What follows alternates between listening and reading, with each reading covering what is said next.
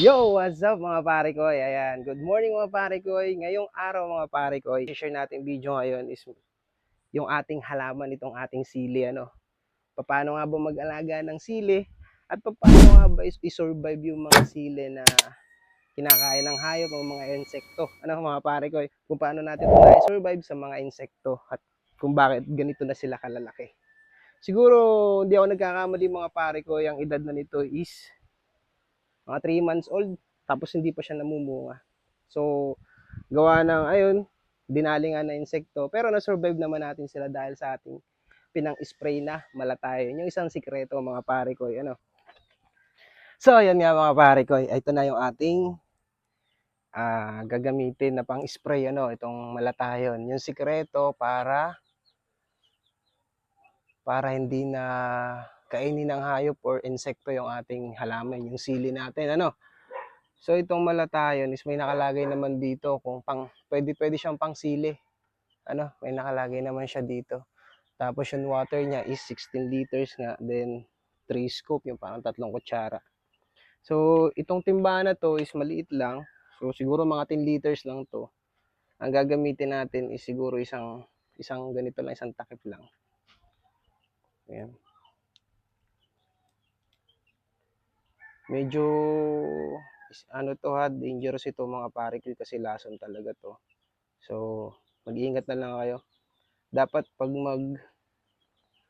mag-spray kayo ng ganitong lason o malatayan para sa halaman, dapat may gloves kayo or siguro face mask, for safety na lang din para sa inyo. Masakit talaga siya sa ilong, ang baho niya. Yung ganun ang color niya mga pare, nagiging white. Ayan. Tapos haluin natin. Ayan. Haluin natin siya. Ito, nagiging color white na siya. Ngayon naman mga pare ko, isang gagamitin nga nating pang spray is itong pressure washer mga pare ko. Ayan.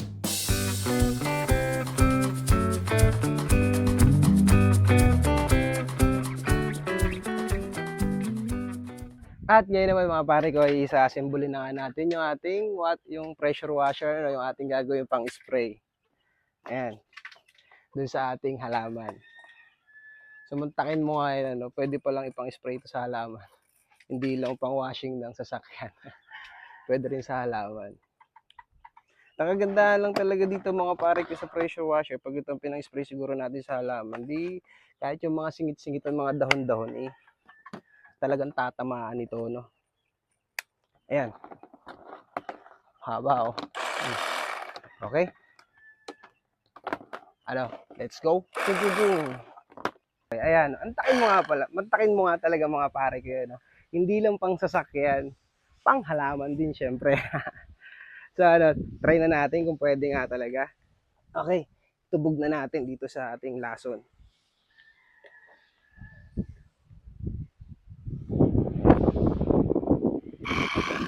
So, hintayin nyo lang, humihit-hit pa yan.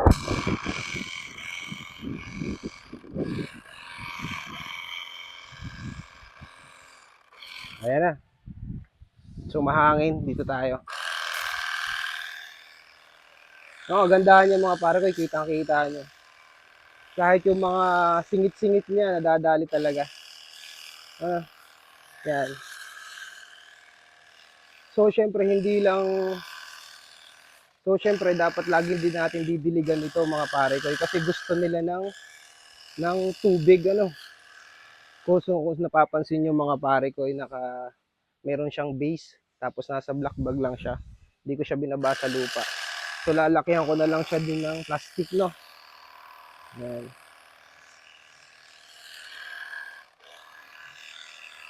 Yan. Ito lang kagandahan mga pare ko dito sa yung pressure washer na to. Tingnan mo naman.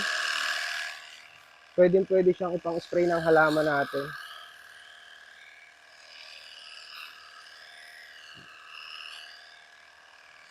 Hindi nyo na kailangan mantakin nyo yung ganong kalaking timba. Kung tabu-tabu lang ang gagawin nyo, tapos kung sa sprinkler nyo ilalagay, so kakaunti lang yung lalagyan niya. So itong spray, ayan.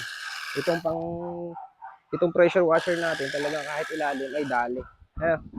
Doon naman tayo sa likod mga pare ko, doon sa talong natin. Tapos doon sa mga hindi natin na, yung sabihin natin na huli yung ano, yung sili. Yan. Yan, ito yung mga talong mga pare ko. Yan. Ito yung kasabayan ng sili natin. Ano? Papansin nyo may mga bulaklak na siya. So lately ko na lang talaga ito nalagyan ng lason. Kaya may mga ano siyang ganito. Yan. Nakain, hindi na lumita talaga, napuyot na. So dapat noon ko pa ito ginawa. So kung maghahalaman kayo, kailangan talaga ready kayo. Mga pang-spray.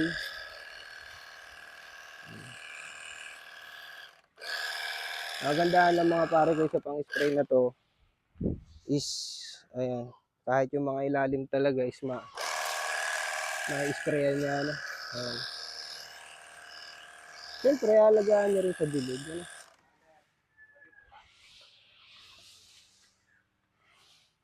At ito mga pare ko, yung ano, yung sili na nga na, ayan, na nakain ng insekto.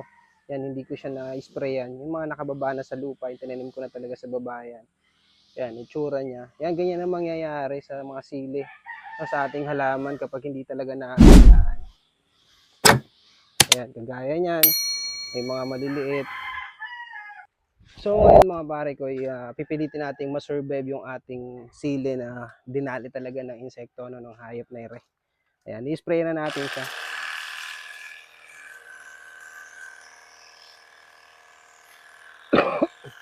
Ang sakit sa ilong ha.